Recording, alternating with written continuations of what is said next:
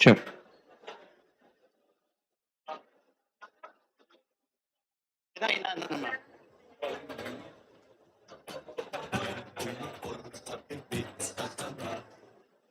Audio check. Sound check. Audio check. Sound check.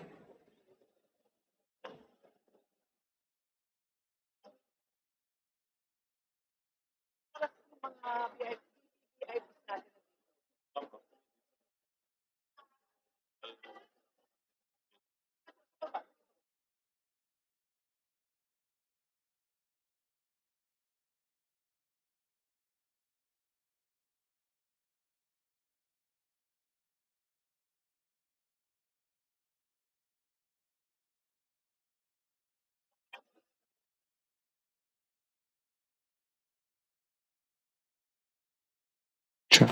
Check.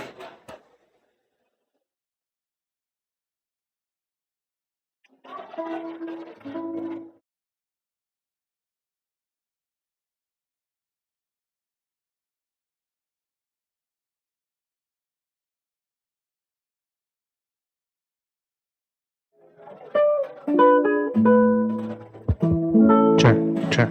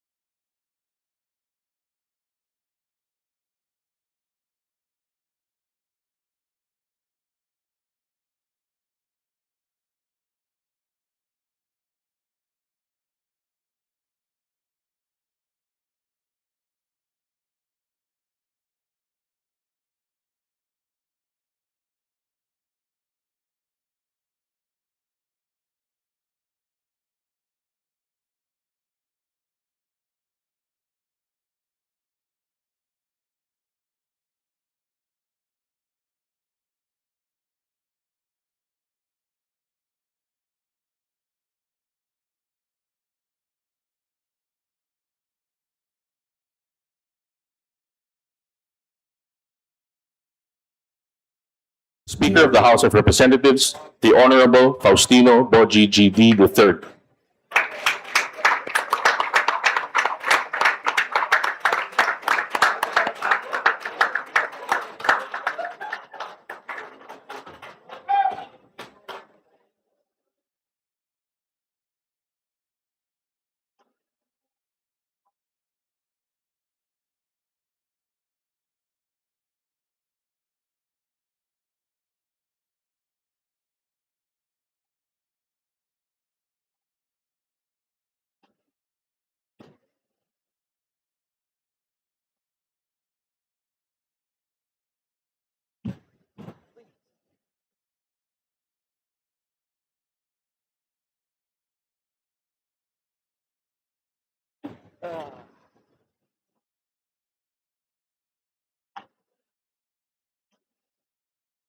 May we request everyone to please remain standing for the singing of the Philippine National Anthem, to be followed by the invocation, to be led by the Honorable Albert S. Garcia, Senior Vice Chairperson for the Committee of Appropriations, and then the singing of the Bagong Pilipinas hymn.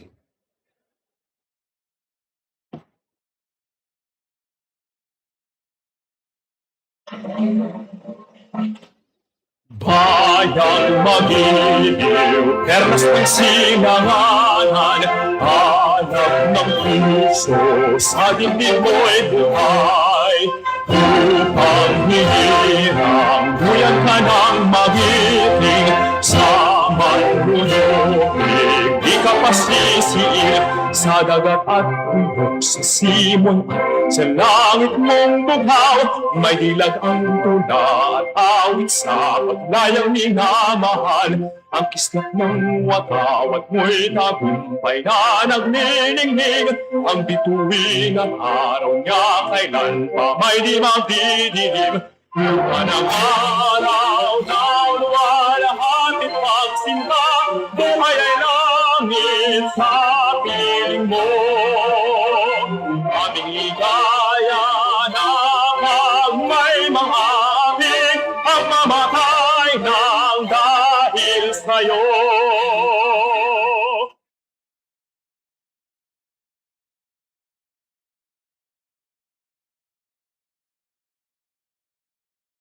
Today to the formal turnover of the National Expenditure Program, let us pause and reflect on the enormous responsibility entrusted to us in the service of our nation. May we be guided by the wisdom, integrity, and sound judgment as we carry out our duties. May we remain steadfast in upholding transparency, accountability, and responsible stewardship of our nation's resources. May this occasion renew our shared commitment to the Filipino people and to the pursuit of the common good. May we be granted strength and prudence for the work ahead, and may our collective efforts contribute to the progress and prosperity of our country. And this we ask in the holy name of our Almighty Lord Jesus Christ. Amen.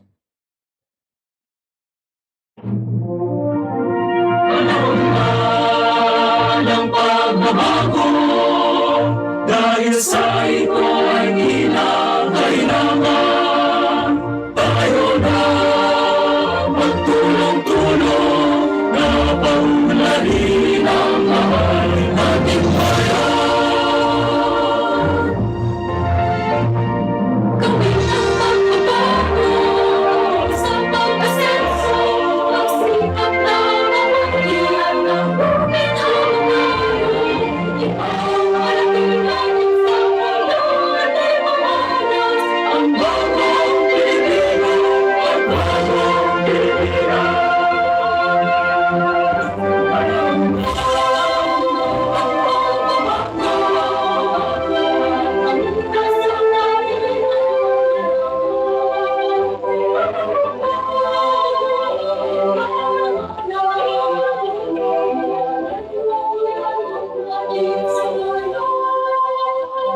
Ikaw malaking natin sa ngayon ay mamalas ang bagong Pilipino at bagong Pilipinas.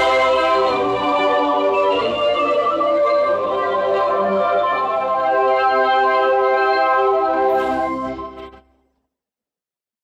You may now take your seats.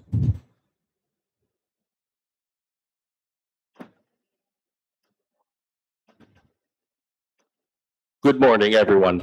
We warmly welcome you to the ceremonial turnover of the National Expenditure Program for fiscal year 2027.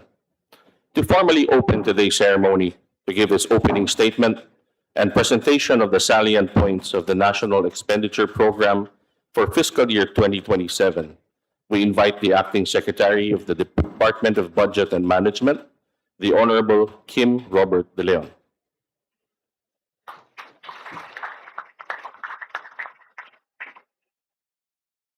To House Speaker Faustino Boci D. III, Senior Deputy Speaker Ferdinand Hernandez, Majority Leader Ferdinand Alexander Marcos, Minority Leader Marcelino Libanan, House Committee on Appropriations Chairperson Micaela Angela Swansing, and Senior Vice Chairperson Albert Garcia, House Secretary General Cheloy Garapil, Presidential Legislative Liaison Office Secretary Joey Salceda, honorable members of the 20th Congress, fellow public servants, friends from the media, ladies and gentlemen, isang mapagpalayang araw po sa ating lahat. On behalf of the executive branch, it is my honor and privilege to present to you the proposed fiscal year 2027 National Expenditure Program. At the onset, this budget is designed to close the gap between our country's economic progress and the everyday realities of the Filipino people. Our theme, People-Centered Growth for an Inclusive and Resilient Future, reflects a simple principle that economic growth must be measured not only by stronger macroeconomic indicators, but by better lives for every Filipino. A people-centered budget ensures that growth reaches every household. An inclusive budget leaves no sector and no region behind. And a resilient budget prepares the nation to withstand future shocks while sustaining development. Our proposed national budget for fiscal year 2027 amounts to 7.2 trillion pesos, equivalent to 21.7% of GDP, and is 407 billion or 6% higher than the fiscal year 2026 budget. The proposed 6% increase over the 2026 budget is driven mainly by funding requirements that the government is obligated to provide. It takes into account anticipated mandatory allocations, including higher national tax allotment for our local government units, the fourth tranche of the salary adjustments for civilian government employees under Executive Order Number 64, the corresponding salary adjustments for military and uniformed personnel, and other existing fiscal obligations of the government. In fact, about 316 billion, or nearly 4/5 of the total increase, comes from these mandatory obligations alone. Beyond this budget prioritizes the provision of support to our country's economic growth through strategic investments in infrastructure, education, health, food security, and social protection, which undeniably are essential in improving public services, strengthening productivity, generating employment, and ensuring that government resources respond to the needs of Filipinos. We now turn to the 10 departments that will receive the largest allocations under the proposed fiscal year 2027 national budget. Consistent with the Constitution, the Department of Education remains the largest recipient with 976 billion pesos, reaffirming our commitment to investing in the country's most valuable resource, our people. The Department of Public Works and Highways follows with 644 billion, reflecting the administration's continued commitment to building infrastructure that connects communities, creates jobs, strengthens climate resilience, and supports long-term economic growth. Substantial investments are likewise proposed for health, the interior and local government, national defense, transportation, agriculture, social welfare and development, and higher education, reflecting our priorities of building a healthier, safer, more connected, food secure, and more inclusive Philippines. The combined allocation for the Commission on Higher Education and state universities and colleges reaches 176.5 billion pesos, ensuring that more Filipinos continue to have access to quality and affordable higher education. Taken together, these 10 sectors account for 51.4% of the proposed fiscal year 2027 national budget, demonstrating that our largest investments remain focused on strengthening human capital, expanding economic opportunities, improving public services, and promoting inclusive national development.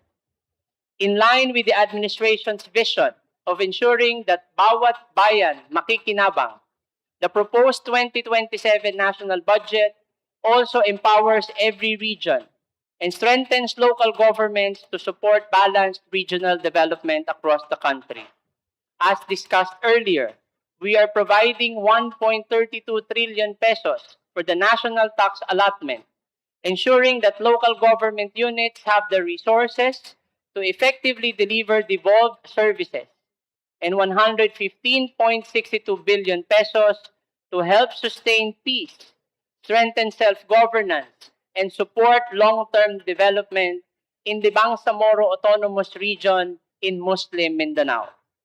We are likewise allocating 58.53 billion pesos for the Local Government Support Fund, including financial assistance to LGUs, the Growth Equity Fund, and the Barangay Development Program, enabling local governments to implement priority infrastructure, social services, and community development projects that directly benefit their constituents.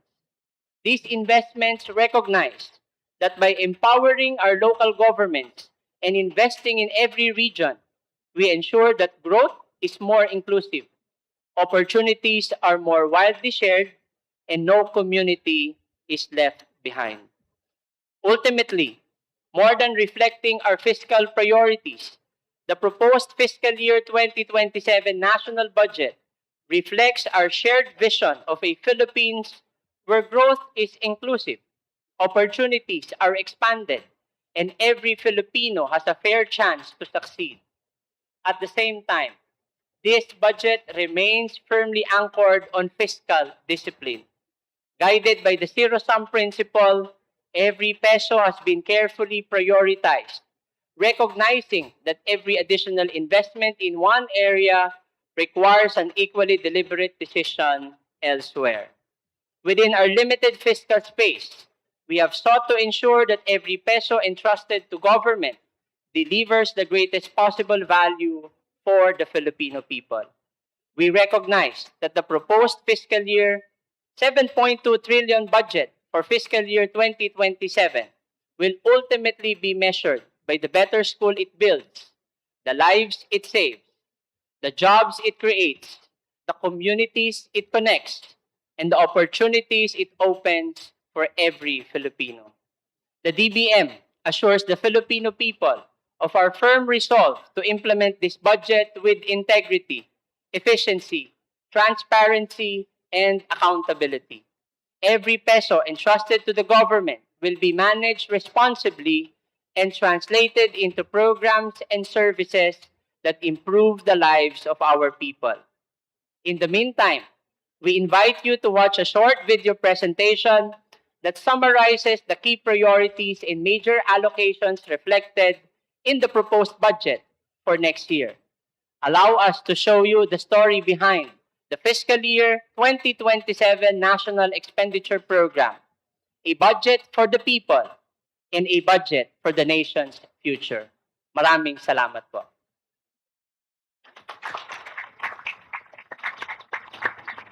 Bawat araw, milyong-milyong Pilipino ang bumabangon dala ang iisang hangarin, ang magkaroon ng mas magandang buhay.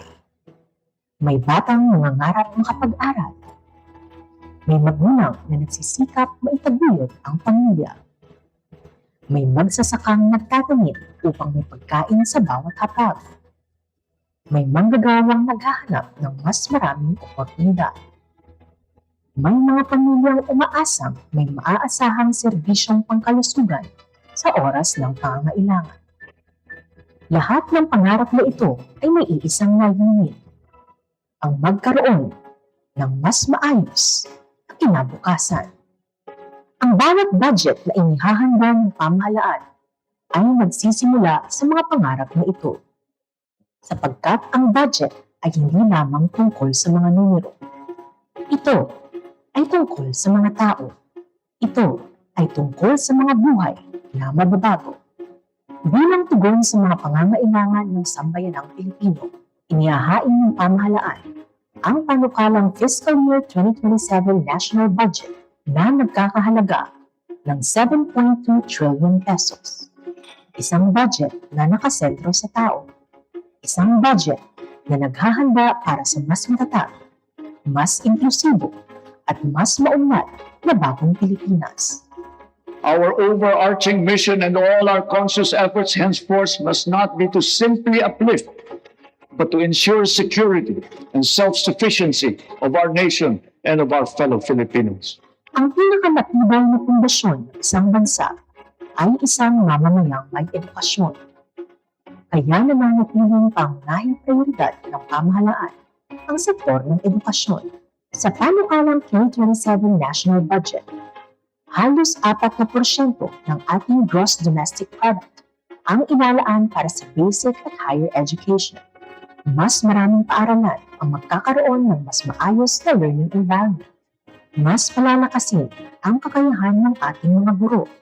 Mas maraming batang nangangailangan ng karagdagang suporta sa pagbabasa at pagbibilang ang matutulungang makahabol sa kanilang pag-aaral sa pamamagitan ng Project Plus D at Tara Basa, at mas maraming kabataan ang magkakaroon ng pagkakataong makapagpatuloy sa pag-aaral sa tulong ng scholarships, education assistance, at iba pang support programs. Sapagkat kapag ang isang bata ay nabigyan ng pagkakataong matuto, nagbabago hindi lamang ang kanyang kinabukasan, kundi ang kinabukasan ng buong bansa. PES has given me the chance to pursue my dreams, the confidence to take whatever opportunity that life gives me. and the capacity for me to become an inspiration and to become someone who can now contribute to the society. Ang lungsod ng mamamayan ang tunay na lakas ng isang bansa. Kaya mas pinalalakas ng panukalang budget ang mga serbisyong pangkalusugan na mas malapit sa bawat komunidad. Mas mataas na pondo ang ilalaan para sa mga DOH regional hospitals at iba pang health facilities.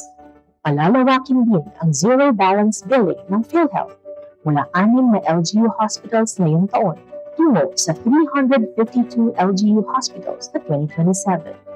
Mas paigtingin ang suporta sa mahigit 26,000 healthcare workers at binobo rin ang pondo para sa Cancer Assistance Fund upang mas marami pang pasyente ang makatanggap ng kinakailangang tulong.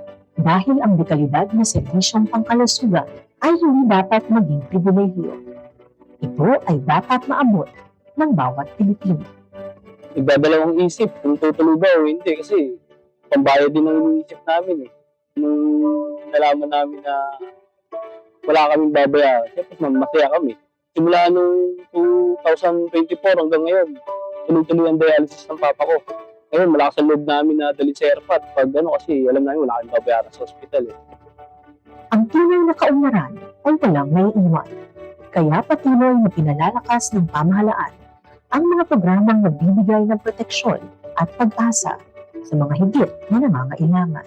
Milyon-milyong pamilya ang patuloy na makatatanggap ng suporta sa ilalim ng Pantawid Pamilyang Pilipino Program. Mas painigtingin ang food assistance at electronic voucher programs laban sa gutom at malnutrisyon. Mas magiging handa rin ang 500 munisipalidad sa epekto ng climate change at mga kalamidad sa pamamagitan ng Philippine Community Resilience Project.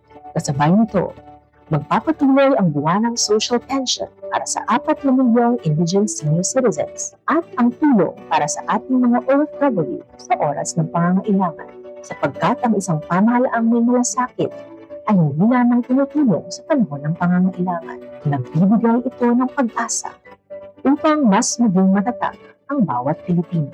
Napakalaking tulong po sa amin sa mga mahihirap na traffic ko at crisis. Ngayon, malung na tulungan namin kahit paano may makakain pa ng pamilya namin. Ang seguridad sa pagkain ay nagsisimula sa mga taong araw-araw na nagpapakain sa sambayanan. Kaya patuloy nating pinalalakas ang suporta sa ating mga magsasaka, mangingisda at food producers. Dako tayong pasalamat sa atong gobyerno tungod sa maong bugas nga barato ug kalidad na ilang kitabang sa kanang mga trabahanti labi na gayud sa among mga trabahanti, mga drivers, mga tao o ang mga trabahanti ug sa tanang trabahanti sa tibuok Pilipinas nga natabangan sa mga bugas. Mas palalakasin pa ang suporta sa rice, livestock, poultry, dairy at fisheries upang mapataas ang produksyon at kita ng ating mga food producers. Mas marami ring farm-to-market bridges ang itatayo upang mas mabilis makarating ang ani mula sa bukid at pangistaan patungo sa mga pamilihan at sa hapag ng bawat Pilipino. Dahil kapag umuunlad ang mga nagpapakain sa bayan, mas nagiging matatag ang buong bansa. Kasabay ng pamumuhunan sa tao, patuloy din pinatitibay ng pamahalaan ang mga pundasyon ng pambansang kaunlaran.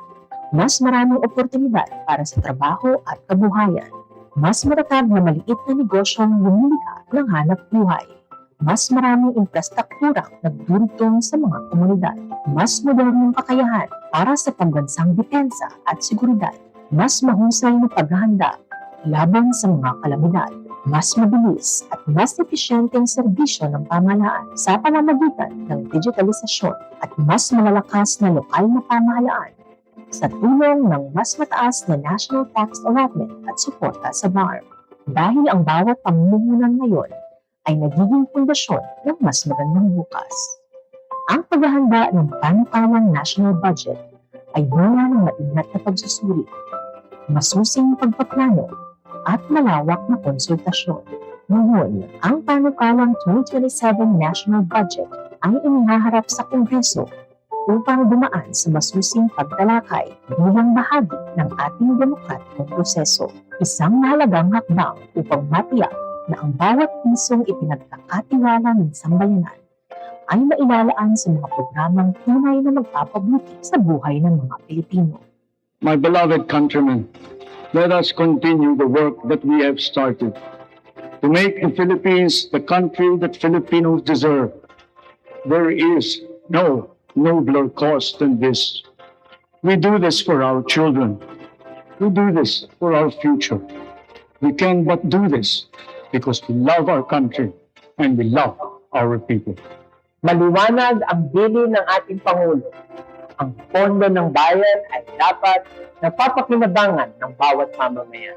Kaya ang bawat pisong nakapaloob sa panukalang Fiscal Year 2027 National Budget ay dumaan sa masusing pagsusuri upang matiyak na ito ay nakalaan sa mga programang may malinaw na layunin at may tunay na pakinabang sa buhay ng mga Pilipino. Ngunit ang ating pananagutan ay hindi nagtatapos sa paghahanda ng budget. Dito pa lamang nagsisimula ang mas mahalagang tungkulin. Ang tiyakin ang bawat pondo na ipinagkatiwala ng taong bayan ay magiging mga proyektong na ipatutupad, mga serbisyong na ihahatid, at mga pagbabagong tunay na nararamdaman ng bawat Pilipino. Sa paghahain ng panukalang Fiscal Year 2027 National Budget sa Kongreso, muli nating pinagtitibay ang ating pangako sa isang pamahalaang responsable, bukas at may pananagutan. Sapagkat ang budget ay hindi lamang isang dokumento, ito ay pangako. Pangakong ang bawat piso ay magiging pagkakataon, pag-asa at mas magandang kinabukasan para sa bawat Pilipino. Kaya sama-sama nating pangalagaan ang budget ng bayan upang bawat piso ay maging daan sa pag-unlad ng bawat Pilipino at sa pagbuo ng isang mas matatag, mas inklusibo at mas maunlad na bagong Pilipinas.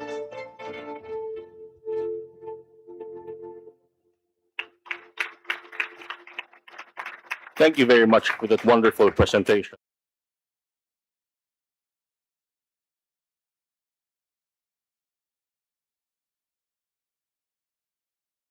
And people-centered development. At this point, we are honored to call on the Honorable Faustino Boji GD III, Speaker of the House of Representatives, to deliver his message. Maraming salamat po. Acting Secretary Kim Robert De Leon and the officials of the DP. Joey Salceda of the PLLO. Chairperson of House Committee on Appropriations, Mika Sonsing. Senior Vice Chair Garcia. Senior Deputy Speaker Ferdinand Hernandez. Majority Leader Sandro Marcos. Minority Leader Marcelino Libanan. As well as our Deputy Speakers, House Leaders, and members of the 20th Congress, our friends from the media, good morning po sa inyong lahat. Ngayong araw, formal nating sinisimula ng isang pinakamahalagang tungkulin ng Kongreso, ang pagbuo ng pambansang budget para sa susunod na taon. Higit ito sa mga numero at halaga. Sa bawat pisong inilalaan natin, may pamilyang umaasa, may batang nangangarap, at may Pilipinong naghahangad ng mas magandang bukas. Malinaw ang layunin ng 2027 National Expenditure Program. Ilagay ang sambayanang Pilipino sa sentro ng paggasta ng pamahalaan. People-centered growth for an inclusive and resilient future. Sa kanyang State of the Nation address, inalatag ni Pangulong Ferdinand Marcos Jr. ang direksyon ng ating pamahalaan. Palakasin ang seguridad at kakayahan ng ating bansa na tumayo sa sarili nitong mga paa habang tinitiyak na ang serbisyo ng pamahalaan ay nakakarating sa higit na nangangailangan. Mula sa pagkain at enerhiya hanggang edukasyon, kalusugan, trabaho, infrastruktura, at paghahanda sa kalamidad, malinaw ang mensahe, kailangan maramdaman ng ating mga kababayan ang ginagawa ng ating pamahalaan. Ang 2027 budget ang isa sa pinakamahalagang instrumento upang may sakatuparan ito. Ngayon, nasa Kongreso na ang panukalang budget. Tungkulin natin tiyakin ang layuning ito ay mananatili hanggang sa huling bersyon ng General Appropriation Bill. Sa bagong Kongreso, masusi nating susuriin ang bawat bahagi ng panukala.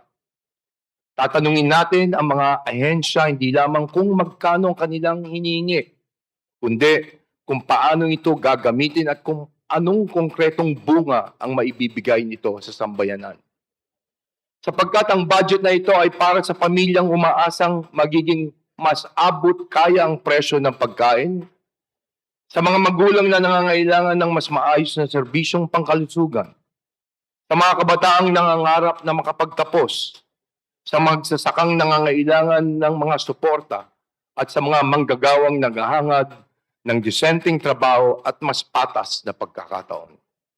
Sila ang dapat maging batayan ng ating mga prioridad. Kaya sa pagsusuri natin ng National Expenditure Program, malinaw ang ating pamantayan. Saan mapupunta ang pondo? Ano ang konkretong mababago nito?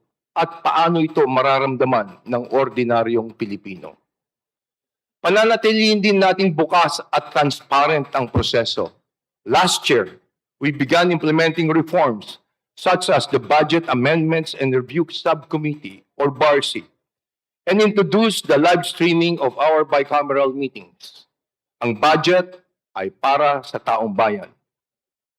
May karapatang silang malaman kung saan ito mapupunta at sisikapin po natin na maging mas bukas pa ang pagbubuo ng ating national budget.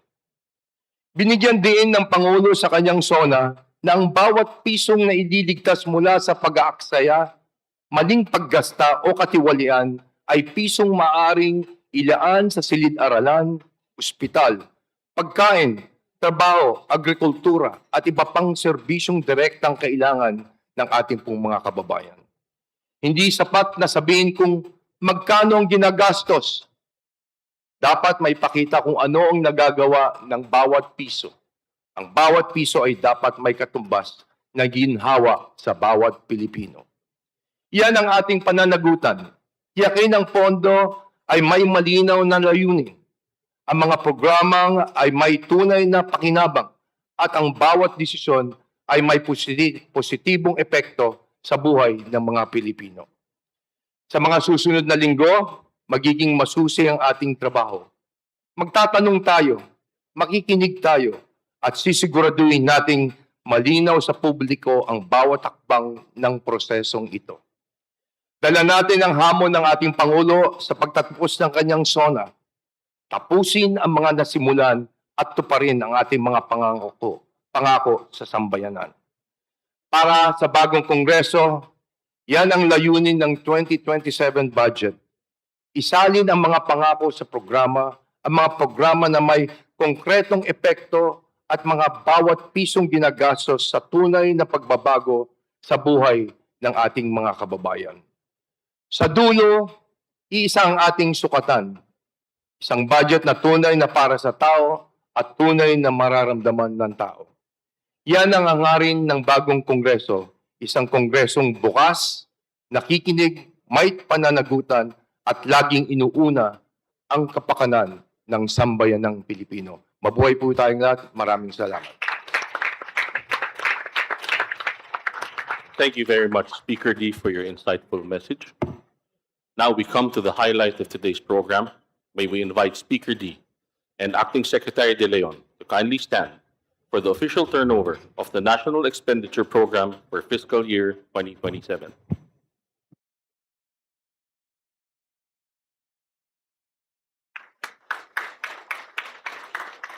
May we also invite the officials on stage to join them for the photo opportunity.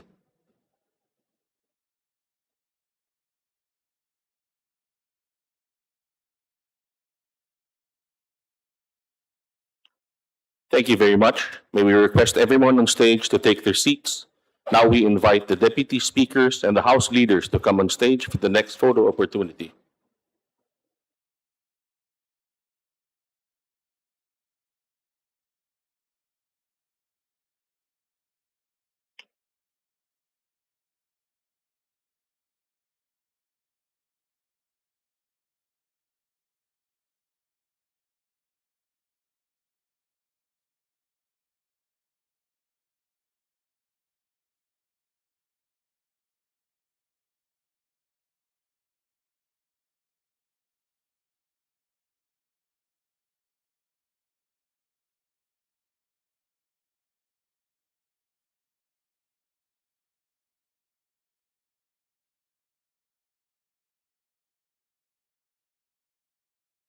Thank you very much to our deputy speakers and House leaders.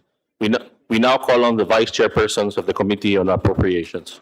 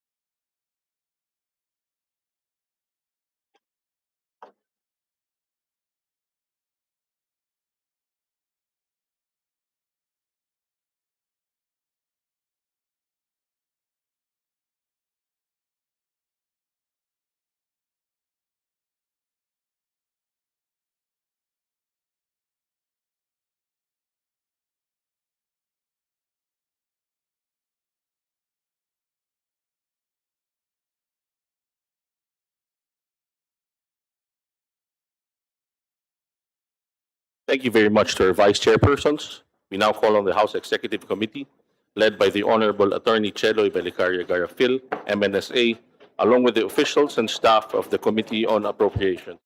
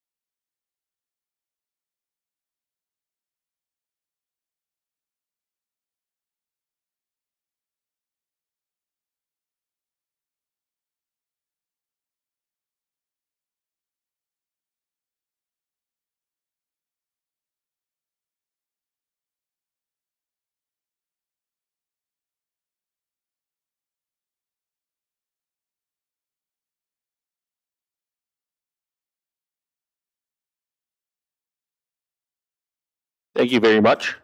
Next, we invite the officials and staff of the Presidential Legislative Liaison Office, headed by Secretary.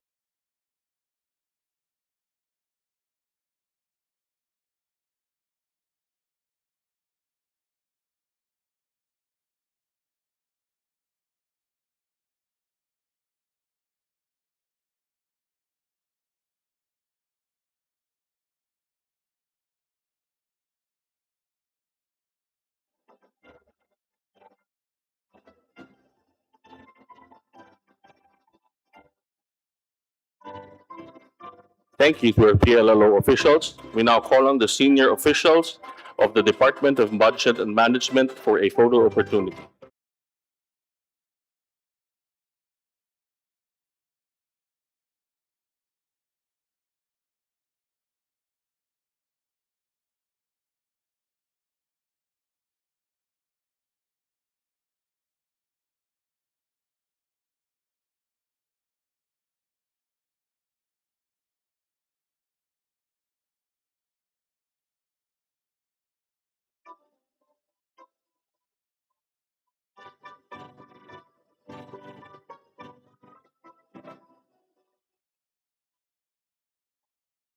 To join our DBM senior officials, we now invite the other officials and Secretariat support staff of the Department of Budget and Management.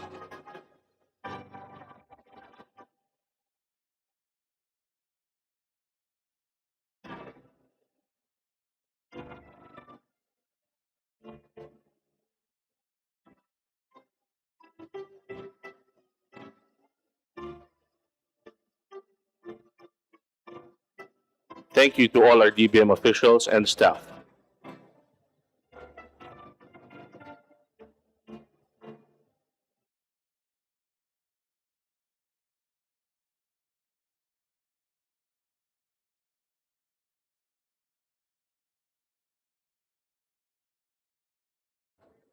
We extend our deepest appreciation to the Speaker of the House of Representatives, the Honorable Faustino Boji G.D. III, and to Acting Secretary Kim Robert De Leon of the Department of Budget and Management for their presence and participation.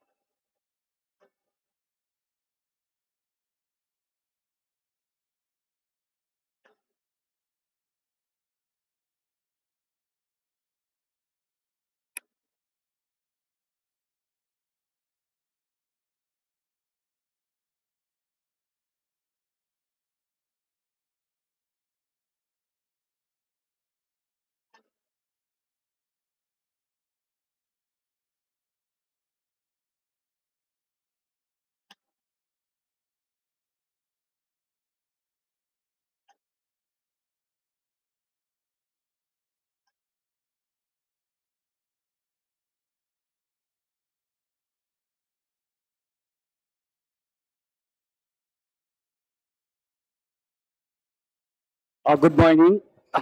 Good morning. May we ask the members of the media to please take their places. We're going to begin the press conference in a few minutes.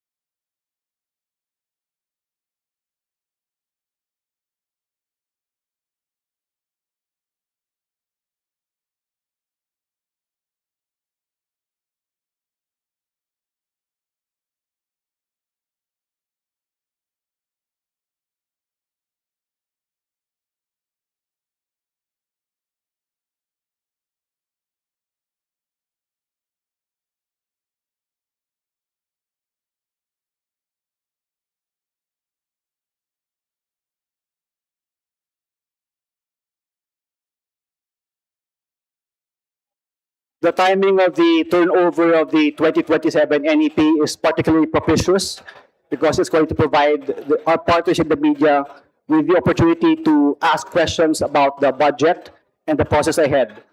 It's a pleasure to have join me today from the DBM, Yusek Hope Goddess Libiran. Good morning po. Good morning, Sir Jed. Good morning, everyone. Before we start with our press conference, allow me to introduce the members of the DBM family who will answer your questions today, of course, led by our Vibrant Secretary, DBM Acting Secretary Kim Robert De Leon. We also have DBM Undersecretary Janet Abuel, DBM Undersecretary Rhea De La Vega, DBM Undersecretary Ryan S. Lita, and DBM Assistant Secretary Romy Balangkit. Thank you. On the part of the House of Representatives, speaking on our behalf will be Appropriations Chairperson Mika Swansing and Senior Vice Chairperson Abet Garcia. To facilitate the press conference, we ask in advance the members of the press corps who would like to propound questions to the panel this morning. And so we will be calling you. So please wait for your name to be called, and please keep your follow-ups to just one question since we're already quite delayed po. So to kick it off. May we also remind our friends from the media to limit your questions to the topic of the event today, which is the turnover of the National Expenditure Program. And for those of you asking for a copy of the presentation, the audiovisual presentation, the speech of Secretary Kim, the speech of the speaker, as well as the President's budget message and the budget at a glance, we will provide you a copy of the QR code. Oh, actually, it's already posted. Diyan nyo po ma-access yung mga documents na nabanggit ko. And once we upload the budget documents for the National Expenditure Program, it will also be included in the QR code. Thank you. Okay, so to begin, may we call on Mr. Kenneth Basilio of the Philippine Daily Inquirer. Sir Magandang Kenneth? tanghali po. Opo. Magandang tanghali. My questions are addressed to Secretary Kim De Leon. Sir, this is the last budget that the Marcos administration will fully implement. How much were allotted to the priorities outlined by the President in his state address? And how important is it that these priorities are properly funded? Maraming salamat for that question. And it is correct that this will be the last budget wherein the administration will be fully accountable for in terms of implementing. And we have in fact tracked yung mga pronouncements, priority programs and projects mentioned by President Marcos during his 5th State of the Nation address. And we're very happy to share that most, if not all, of the pronouncements are properly funded in the budget. Among many others, for instance, education, we will sustain the expanded career progression for our teachers, creation of teaching and non-teaching personnel, including school guidance associates that he mentioned, continuous construction of basic education facilities, sustained implementation of the school-based feeding program, and the intensified universal access to quality tertiary education. Lahat po itong mga programa na ito ay may mga karampatang budget sa ating NEP. Gayon din sa health, ang pagpapalakas ng operasyon ng ating mga DOH hospitals, ang mas mataas na subsidy sa PhilHealth for the implementation of the National Health Insurance Program para mas lumawak ang zero balance billing program hindi lamang sa national government hospitals, gayon din sa ating mga local government hospitals nationwide. For social protection, a very important provision for DSWD is the implementation, continuous implementation of the food stamp program that he mentioned, the DOLE Integrated Livelihood Program, and the Action Fund for our overseas Filipino workers. Patuloy din nating sinusuportahan sa 2027 budget ang Pambansang Pabahay para sa Pamilyang Pilipino Program or 4PH ng Department of Housing and Urban Development. Buo rin ang ating pondo para sa Rice for All program, irrigation facilities under NIA at ang ating National Fisheries Program. Para ma-realize din natin ang kanyang mga nabanggit ng mga railway projects, binuhusan natin ng pondo ang ating Rail Transport Program, kabilang na dyan ang North-South Commuter Railway System at ang Metro Manila Subway. Pinaigting din natin ang suporta para sa Philippine Coast Guard na ating katuwang, lalong-lalo na sa ating seguridad at soberanya sa West Philippine Sea. Buo rin po ang kanyang suportang ibinigay, gayon din ang budget para sa revised AFP Modernization Program, Flood Control Program ng MMDA, implementasyon ng Electric Vehicle Industry Development Program, free public Wi-Fi, e-government at ang ating mga pondo para sa ating mga local governments. Kung hindi po mapapansin, hindi ko po binanggit yung mga alokasyon dahil in fact, maaari nyo na pong makita ang mga alokasyon ng mga departments na aking nabanggit dahil uploaded na po sa DBM website ang National Expenditure Program para makita po nating lahat. Follow-up question po. Sir, what safeguards are built into the 2027 NEP to prevent siguro mga hiccups that could hobble the spending plan? And how did we ensure na corruption-free itong spending plan natin given na ito na nga yung ito na yung huling budget that the Marcos administration will be fully accountable for? Alam po ninyo, napakalinaw po ng direktiba ng Pangulo nung tayo po ay itinalaga. Na siguraduhin po na yung ating ihahandang budget ay malinis at masiguro na yung mga proyektong nakapaloob dito ay talagang naaayon sa ating pangangailangan. And when we talk about safeguards, hindi lang po tayo nakatingin dito ngayon sa implementation. In fact, we started our safeguards even during the budget preparation for this cycle of the budget for 2027.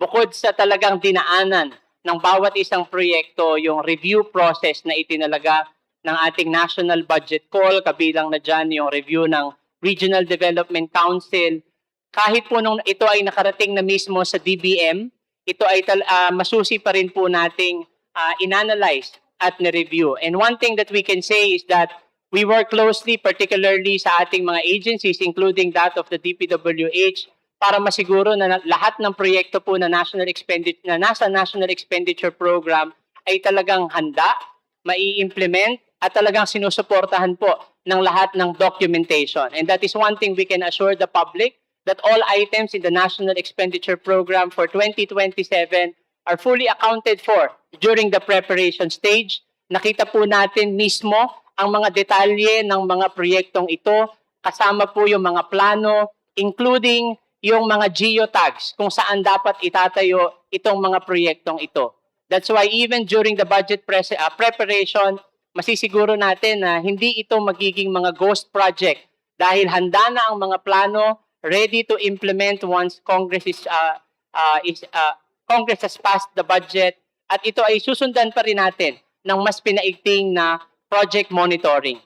Hindi na lamang ito yung sumbong sa Pangulo website, because DPWH itself, meron silang transparency portal para sa mga proyekto, at ito ay kino-complement din ngayon ng DBM sa pamamagitan ng ating Compass, which you can also access online through compass.dbm.gov.ph para po masubaybayan nating lahat yung flow ng ating mga pondo mula appropriation sa pag-release ng allotment at pag-release ng cash. Kaya po natin itong subaybayan ngayon through the DBM Compass, which we are updating regularly for everyone's information. Thank you very much. Next, we'd like to call on Ms. Amy Acosta from One News, please. Hello po, Amy Atienza po from One News. Ask ko lang just to put it on record lang din po, ano pong sectors yung may largest increase in funding po, and also if pwede din po, meron po ba tayong sectors na medyo may bawas lang din po sa funding to give way to the priority measures of the President? Thank you for the question. In terms of sectoral allocation of our total expenditure program, nananatili pa rin naman ang social sector bilang pinakamataas na sektor na makatatanggap ng pinakamalaking bahagi ng ating budget for 2027.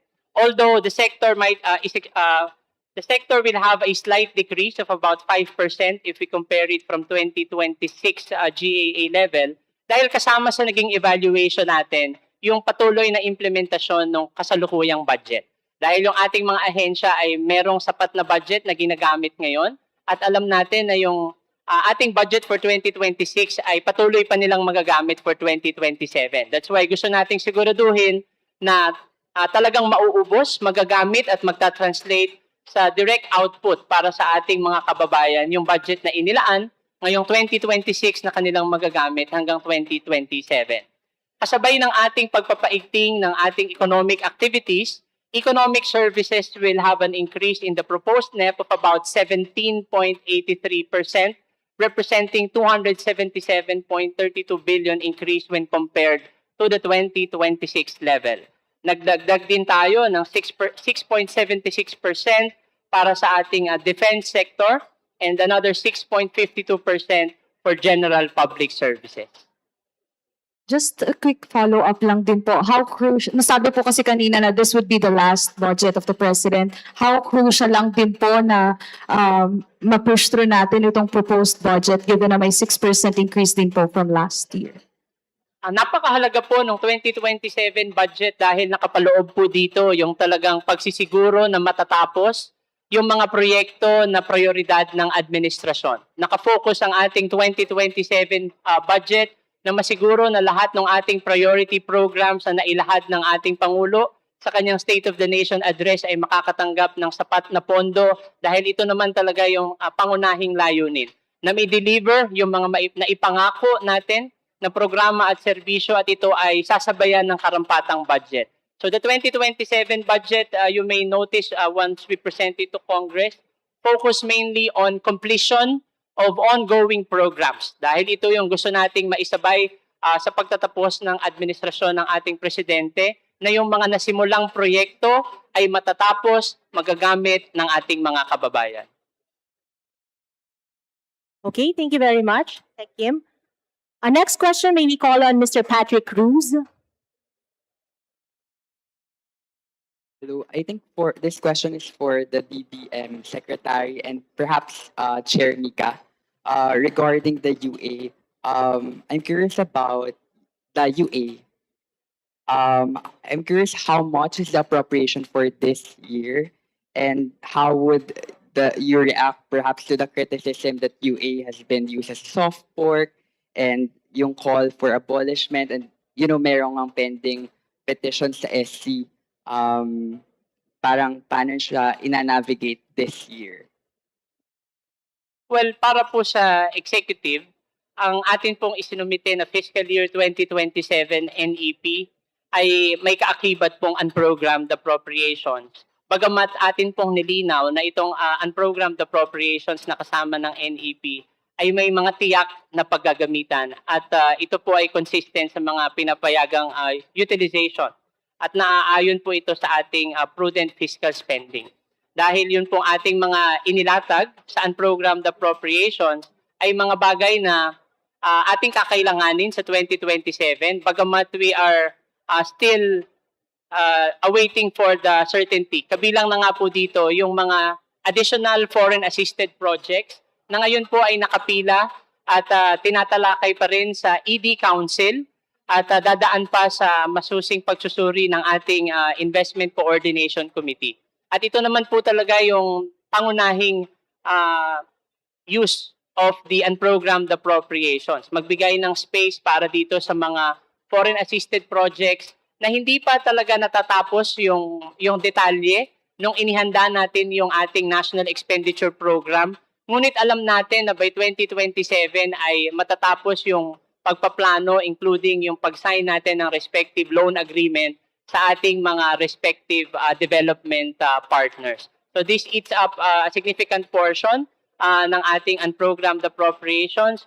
Although I believe it is important to highlight as well that, and as you can see already in the DBM website, the unprogrammed appropriations contained in the National Expenditure Program stands at 111.984 billion pesos, which is the lowest amount nominally of the UA since 2019 and only accounts for 1.5% of the total expenditure program, the lowest ratio since 1991. So dito po ang laman ng unprogrammed appropriations na kaakibat po ng ating National Expenditure Program.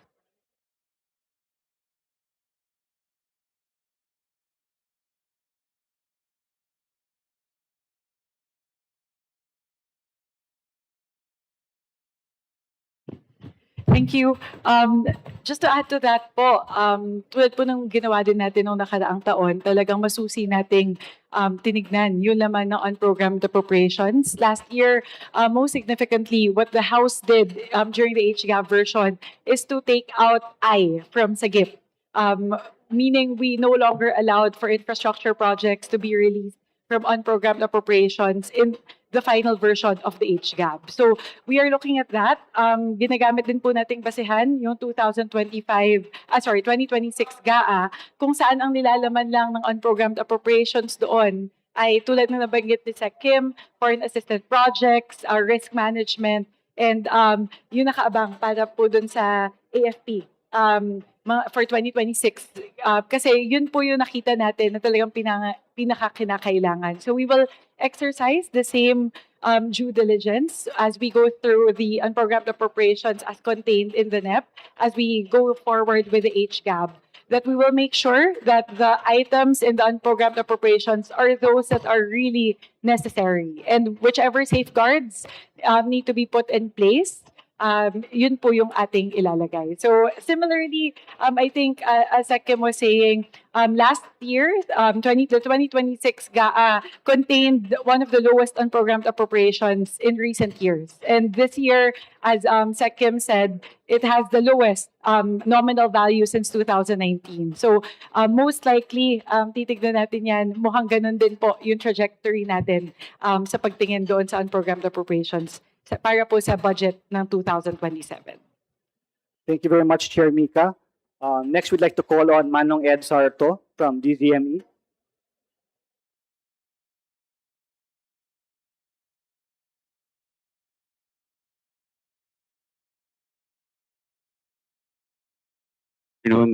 Secretaries and the DBM family.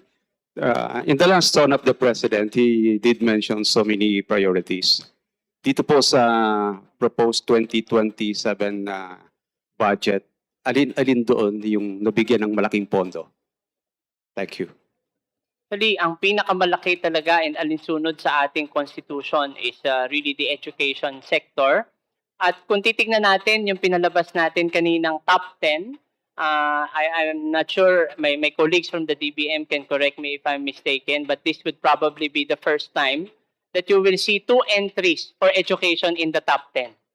Dahil nakahiwalay po yung basic education as top 1 at makikita nyo yung higher education sa top 8 or 9, if I'm not mistaken. Ito ay patunay lamang ng binibigay na importansya ng administrasyon sa sektor ng edukasyon.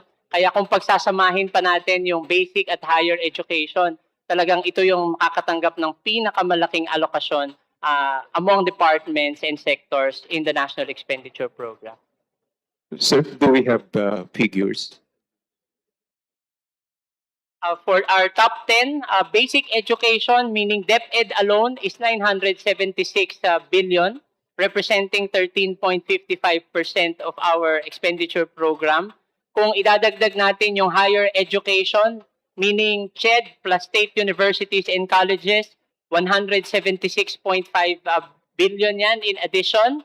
Ngayon, kung isusuma pa natin yung other education agencies, katulad ng TESDA, Science Education Institute, ang ating total education spending dito sa ating NEP accounts to about 3.96% of the GDP, close to the 4% benchmark of UNESCO. Sa totoo lang po, may hinihintay lang kaming figure na pumasok galing sa BARM on their education spending. But once pumasok po ito, we are sure that we'll be able to meet the 4% spending on education as a percentage of GDP as proposed by UNESCO. Thank you very much. And paalala ko lang po yung list ng top 10 departments as well as their allocations. Nandun siya sa loob ng QR code na pinadala namin kanina. Okay? Now may we call on Excel back home from Business World.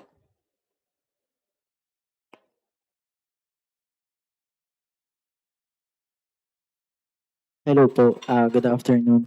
I would like to ask lang po, how much po is the proposed allocations for the confidential and intelligence funds po? And which government agencies will receive them?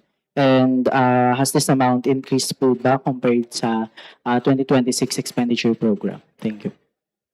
Patungkol po sa ating confidential and intelligence funds, ang kabuuang confidential and intelligence fund na nakapaloob sa ating 2027 National Expenditure Program ay nagkakahalaga ng 10.773 billion pesos.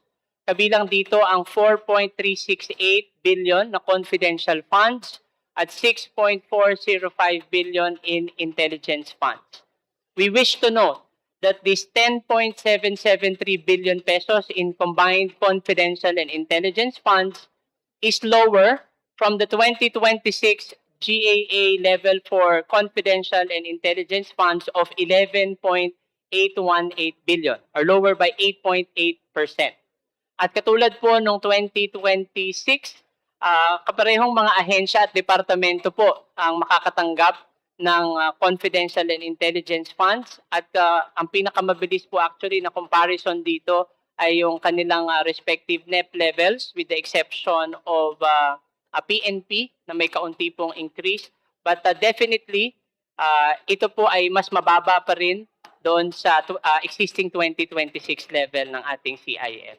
At tanging yung mga ahensya na legally authorized na magkaroon ng confidential and intelligence functions ang mayroong confidential and intelligence funds under the 2027 National Expenditure Program. And we wish to reiterate that the use of confidential and intelligence funds remains subject to existing budgeting, utilization, liquidation, and auditing rules to ensure accountability and that the funds are used solely for their intended purposes. Thank you. Thank you so much, Secretary. Next, we'd like to call on Kathleen Forbes from Radyo Pilipinas. Good morning po. For DBM po, tanong ko lang po kung magkano po yung inilaan nating pondo for the Uplift program and what specifics program po yung pupuntahan nito. And for the Appropriations Committee naman po, Chair Mika, ano po yung timeline natin for the budget deliberations? Thank you. Ang Uplift program po ay gusto nating talakayin. Ito ay isang whole of government response framework. Hindi po ito separate line item o proyekto na makikita natin sa budget. Dahil even yung implementation ng Uplift program, ginagamit po natin yung mga existing line items na authorized under the GAA. Katulad po nung ating AIX na line item for DSWD, yung fuel subsidy for our transport workers under DOTR, fuel subsidy for farmers and fisher folks under DA, yun pong ating emergency repatriation program and the action fund for DMW.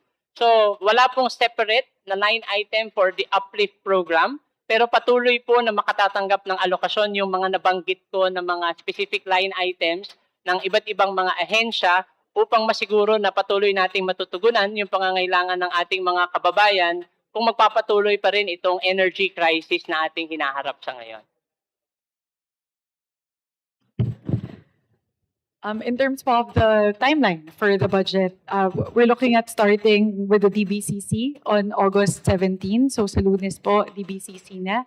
After that, we will go through the committee hearings, the budget briefings and the budget hearings from August 17 to around September 8 po. And then thereafter, we will go through the plenary deliberations and we hope to we target to finish the budget deliberations in the House, approve the HGAB on third reading by October 9, which is the end of the legislative calendar. So tuloy-tuloy na po tayo. We start with DBCC on August 17, and then we go through from there throughout the committee deliberations and the plenary deliberations. Meron din po a few events to highlight in between. Tulad po na nabanggit na ating mahal na speaker sa kanya pong talumpati, we have enacted very important reforms last year, which we will continue to execute this year. The first one being the Budget Amendments Review Subcommittee. As we did last year, we will be very transparent and open with regard to that. So ila-live stream po natin muli yung lahat po ng deliberasyon ng BARC. So we will try to we will do it simultaneously. Concurrently with the budget deliberations, the committee hearings, and the plenary deliberations. So, antabayanan po ninyo yung BARC. After that, we will also do another round of the People's Budget Review, which we started last year. Yun po yung ating engagement kasama po na iba't ibang mga civil society organizations as we committed last year to increase the engagement between the House and the CSOs and the Filipino public with regard to the crafting of the budget. So, yun po, marami pong iba-ibang mga activities na pagsasabay-sabayin po natin. But starting August 17, full steam ahead until we finish the HGAB on third reading on October 9. Thank you po. Thank you, Chair Mika. Next question, may we call on Billy Begas from Abante.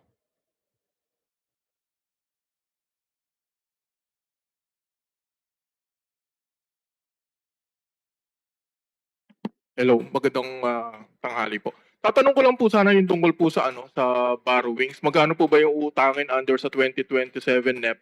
And mas malaki po ba siya or mas maliit compared sa 2026 GAA? Thank you po.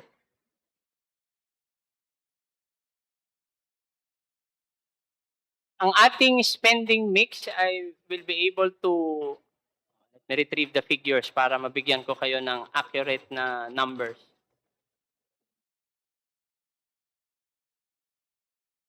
Ang ating 7.2 trillion budget, of course, number one, we have to set the correct context, ay hindi naman ito full disbursement within the year dahil meron tayong variances during the implementation. So ang ating inaprobahang fiscal program for 2027, ang ating total disbursement out of the 7.2 trillion budget is about 6.9 trillion ang ating estimated cash disbursement for next year. Ang ating estimated revenue naman ay nakapeg sa 5.2 trillion na inaprubahan ng DBCC. Kaya ang kaukulang resulting budget deficit ay 1.7 trillion which will be financed through borrowings. This is equivalent to almost 25% of the total program disbursements of the government. And itong borrowings naman natin, consistently, it's a mix between foreign and domestic borrowing. Largely, heavily domestic borrowing pa rin yung inclination ng ating pag-finance ng ating budget for next year. Next po, thank you very much, Secretary. Next, we'd like to call on Ms. Isa Umali.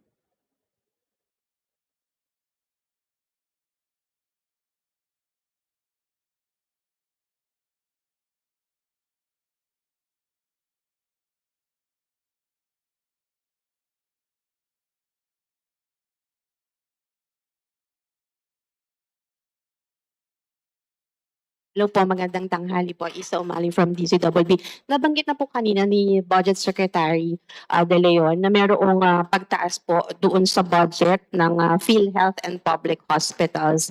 Pa-expound na lang po, Secretary, and papaano po ito mararamdaman ng ating mga kababayan yung budget adjustments po. And for Appropriations Committee Chairperson Micaela Sumansing, bukod po sa mga nabanggit kanina ng Speaker, na open BICAM pa rin, transparent pa rin po yung mga budget briefings. Meron pa po ba kayo mga bago na ipatutupad para po matiyak talaga na very transparent, very open po itong gagawin nating budget deliberations? Thank you po. Thank you. For the health sector, actually, unahin natin yung PhilHealth. Yung Department of Health pala. Unahin natin yung Department of Health. Well, first glance, pwede nating sabihin na bumaba yung budget ng DOH kung ikukumpara sa 2026 budget, pero hindi dahil binawasan lang natin ito. We have to consider, bahagi ng budget ngayon 2026 ay mga one-time capital outlay na hindi naman nauulit ng 2027. So mahalaga nating tignan talaga yung pagtaas ng MOOE para sa ating mga ospital, which increased by 6.21% to 66.59 billion pesos. Anong ibig sabihin ng mas mataas na MOOE para sa ating mga ospital? Ibig sabihin, mas mapoprovide yung mga pangangailangan ng ating mga ospital, yung mga required na gamot, at iba pang mga supplies para ma-improve ang operations at serbisyo para sa ating mga kababayan. Dahil mapoprovide din natin yung mga essential medicines and basic services, layunin natin na mabawasan yung out-of-pocket cost or expense ng ating mga kababayan. This will be complemented by an increased subsidy to PhilHealth.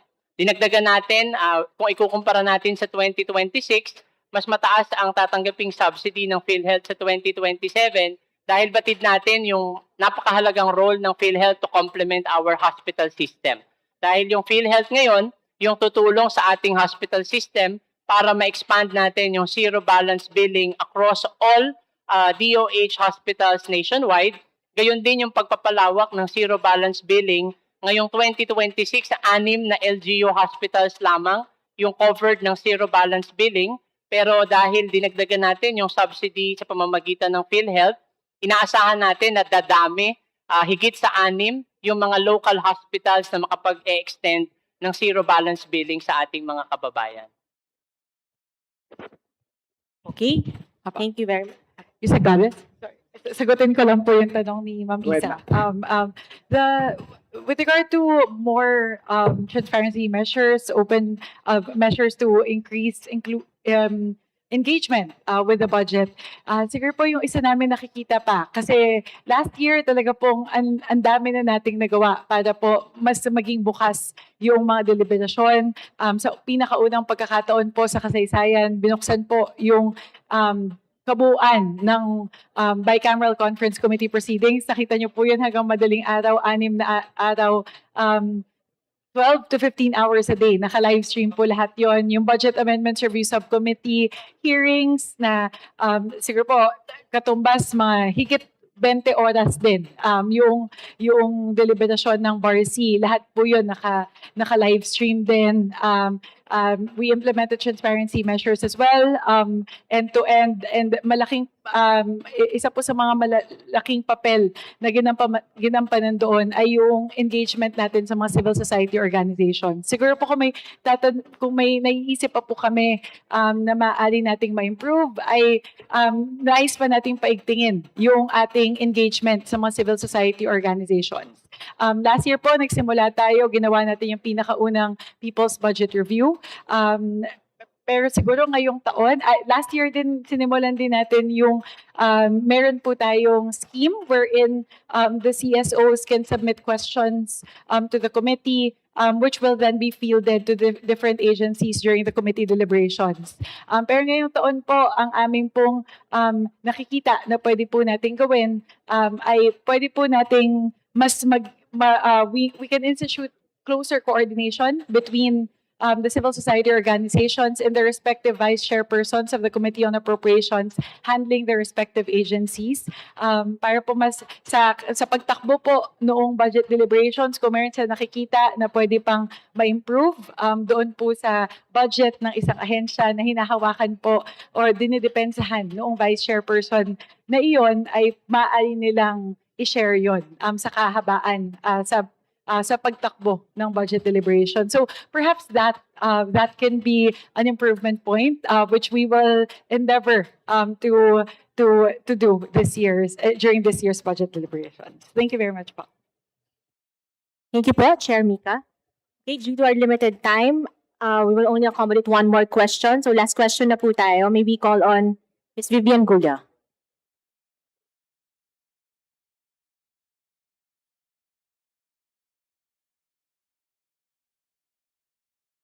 Hello. Okay, good afternoon po.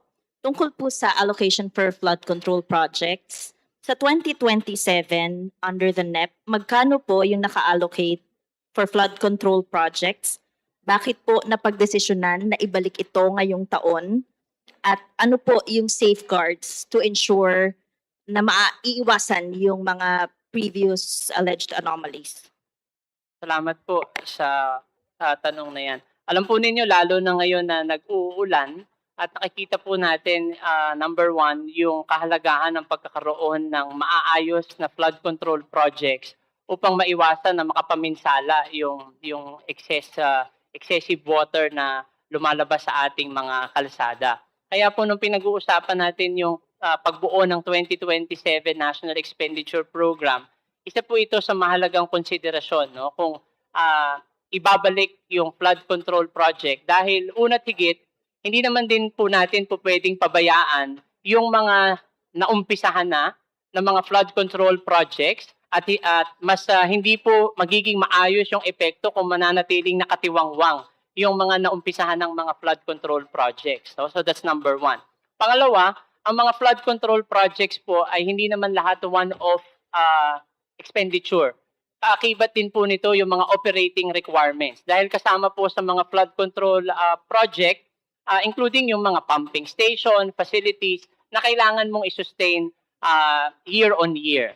Kaya ito po yung naging dahilan kung bakit kami nag-agree sa ilang proposal ng Department of Public Works and Highways para sa kanilang mga existing flood control projects na dapat ipagpatuloy, tapusin, ayusin para ma-realize yung actual intended benefit para sa ating mga kababayan. Sa 2027 National Expenditure Program, merong 107.4 billion pesos na mga proyekto under flood control, kabilang na dyan ang maintenance, repair, rehabilitation at improvement ng mga existing infrastructure, of which kasama dun sa 107 billion na yon, 19.6 billion in capital outlay ay para sa mga ongoing foreign assisted projects for flood control projects. On top of that, meron ding 3.41 billion under the flood control program ang MMDA. Kasama dito yung pag-operate at pag-maintain ng mga existing flood control structures. Kaya nga nang nasabi ko kanina, kasama yung mga pumping station, facilities, equipment, among others. As to ano yung mga pinagdaanan na proseso, ito yung sinabi natin kanina at alam po ito ng Department of Public Works and Highways. Kaya nagpapasalamat din tayo sa kooperasyon ni Secretary Vince Dizon ng DPWH kasi mas matindi po yung vetting na ginawa namin lalo dito sa mga flood control projects. Dahil siniguro natin na properly identified, properly tagged ang location ng mga projects, duly supported ngayon pa lang ng actual program of works ang mga ito upang masiguro natin na hindi ito magiging mga ghost flood control projects kapag ito ay naaprubahan ng Kongreso. Kasama rin sa ating mga bubusisiin or ating sisiyasatin ay ang implementasyon ng mga flood control projects na ito. From appropriations to release, this will be made public sa pamamagitan ng ating COMPAS, and their implementation will be closely monitored sa pamamagitan ng transparency portal ng DPWH, gayon din ng Project DIME ng DBM o yung tinatawag nating Digital Imaging for Monitoring and Evaluation, kung saan hindi lamang tayo magre-rely sa documentary reports na ganito na kalaki yung accomplishment, but we will also be utilizing technology, satellite data, to verify kung talaga bang nag-exist yung mga reported structures, hindi lamang po ng DPWH, kundi lahat ng mga government agencies, kaya pinapalawak din po natin ang enrollment coverage ng mga projects sa ilalim ng Project DIME. Thank you, Sekim. On the part of the House, siguro po yung isa sa mga pinakamahalaga natin na napondohan sa 2026 budget ay yung Project NOAA. Naglaan po tayo sa ilalim ng 2026 GAA ng 1 bilyong piso para sa Project NOAA. At bakit po natin ginawa yun? Sapagkat gusto po nating mas mapalawak ng Project NOAA yung abilidad nito na una, ma-update yung mapping ng iba't ibang mga areas as per the flood risk mitigation, flood risk management scheme. So yung ang maganda po kasi sa Project NOAA, alam ko ilang beses ko na yung po ito nabanggit nung deliberation nung nakadaang taon, meron po kasing mapping ang Project NOAA na makikita natin sa kanilang website kung ang isang lugar ba ay nakatag bilang red zone, orange zone, or yellow zone. Base po sa gaano po kadelikado yung lugar na yon na magkaroon ng baha. That's the, now that UP and Professor Mahar are starting to ramp up the operations of Project NOAA, given the budget that we gave them in 2026, pwede na rin po natin ma-leverage yung Project NOAA para po ma-vet yung mga proyekto. Mahalaga po itong vetting na ito. Dalawang bagay po. Una, yung mga flood control projects na nakapaloob na sa kasalukuyang NEP, maaari po natin yun muling ma-check Ako po, malaki tiwala ko sa DBM. Nakita ko po yung mga panibagong requirements na kanila pong in-impose sa lahat po ng mga infrastructure projects. Pero gagawa pa po tayo ng isang round pa po ng vetting sa level ng HGAB, sa kahabaan po ng deliberasyon natin sa Kongreso para po siguraduhin na yung mga flood control projects na mapapaloob sa final na version na HGAB ay talagang kinakailangan at talagang may implement. Yung isa pa po ay pagkatapos na yung ating initial na vetting, tulad po na nabanggit ni Sec Kim, meron na po tayo actually na simulan doon sa 2026 GAA na ilang mga provision na ating pinasok para po siguraduhin na in terms of implementation and monitoring, talaga po makikita natin na na-implement ng tama itong mga flood control projects. I will cite a few po. I won't explain it at length. Sa 2026 GAA po, meron tayong Section 29 under the general provisions pertaining to the implementation of infrastructure projects. So, nandun po yung mga requirements for the implementation of infrastructure projects. Meron din po tayong ipinasok sa Section 111 ng general provisions pertaining to the transparency in infrastructure projects. So, we require the different implementing agencies to put in monitoring for their different infrastructure projects in their respective agencies and submit the same to Project DIME under DBM. Section 8 of the special provisions under DPWH GAA in 2026. Ito po siguro yung pinakamahalaga kasi direkta po itong nakakonekta sa monitoring na sa vetting at implementation ng infrastructure projects. Ito po yung integrated, environmentally validated, and nature-based flood and water resources management planning, kung saan inatasan po natin ang DPWH, DNR, DepDev, and DRRMC na bumuo ng isang integrated water resources and flood management master plan. So, nandiyan na po yun sa 2026 GAA. At panghuli po, under the special provisions of DPWH, Section 20 relate to flood control, project monitoring, and geospatial validation. Para po siguraduhin na yung lugar na talagang pagtatayuan ng flood control project ay yung lugar talaga kung saan maiibsan niya yung pagbaha doon sa isang lugar. So these are the mechanisms that we will employ in scrutinizing the flood control projects that will be included in the HGAB, and later on, Congress will exercise or oversight function to make sure that these projects are implemented correctly. Maraming salamat po. Thank you very much. I'm sorry, but we're pressed for time, so we're going to have to wrap up. To our panelists today, Secretary Kim and the DBM family, to Chair Mika, to Vice Chair Garcia, thank you very much for giving your time today. Members of the media, if there are other questions, we feel free to relay them to RES and we'll make sure that the DBM gets them po. So again, on behalf of the House of Representatives, thank you very much for your time. Thank you again, Yusek Hope, for helping me out here today. Thank you also, Director Jed. Thank you, members of the media. Maraming salamat po and have a good afternoon.